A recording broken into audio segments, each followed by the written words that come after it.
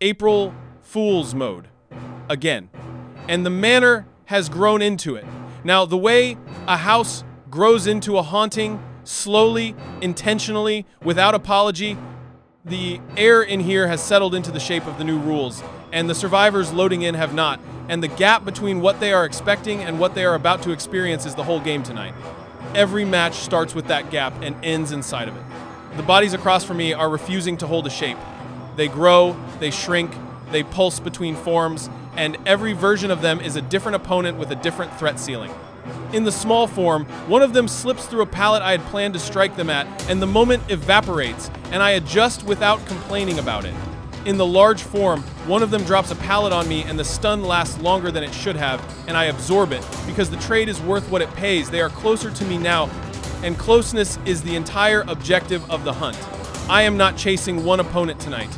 I am chasing a rotation of opponents whose outlines keep rewriting themselves mid-chase, and the whole match is the sum of every small adjustment I make against a moving target that refuses to be one consistent target. Most of them do not have a plan for that. The few that do rarely get to use the plan twice. And then the body grows my body.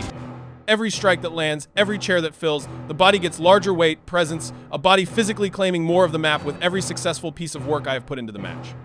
At peak size, the reach becomes unreasonable. A gap closes that should not have closed, a swing arrives from an angle they never prepared for, a chair breaks in seconds, the pressure is unrelenting, and the windows left for them to recover and simply close one after another. They look up at the shape of the room, and the shape of the room has changed. The doorways feel shorter, the corners feel tighter.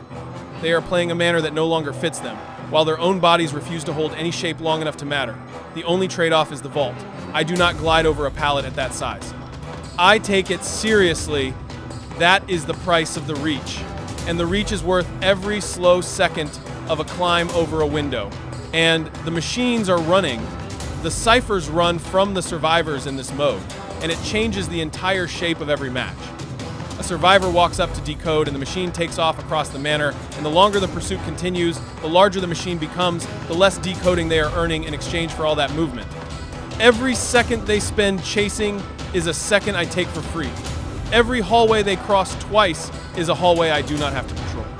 Every step spent on running hardware is a step that will never be spent on a generator that could have ended the match.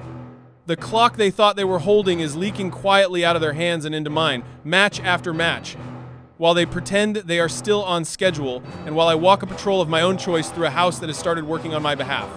And the body contracts. Also, a swing lands on air, a chase slips, a survivor reads the timing and plays the correct pallet at the correct second, and I feel myself get smaller, the reach shortens. The obvious threat recedes.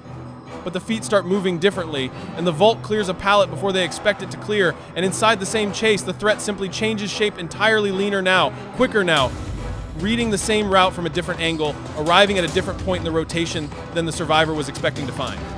The survivor turns a corner expecting one silhouette and finds another waiting in it, and that moment of confusion is not a moment I had to earn. It is the mode handing me a second version of myself mid-chase, and I have been learning how to use it match after match, rotation after rotation, and somewhere inside the manor, a chest is sitting quiet, patient, full of teeth, waiting. The house quietly doing a portion of my work before I have even entered the room.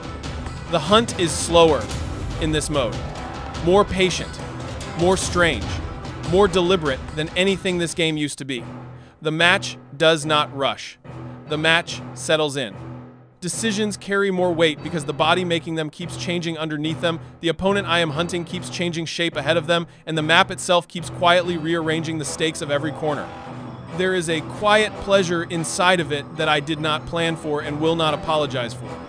The manor has become a different animal tonight, a colder one, a stranger one, a quieter one, an older one, and the rhythm of it is something I have been learning match by match, body by body, chair by chair, chest by chest, machine by machine. The house is on my side for the first time in a very long time. The furniture is on my side for the first time ever. The machines themselves are working against the people who came here to finish them. None of that is going to be wasted. None of it. Not a second, not a gift, not a quiet favor this mode has chosen to offer, not a single advantage the manor has folded into my hands while I was working. Quiet again. The house settles.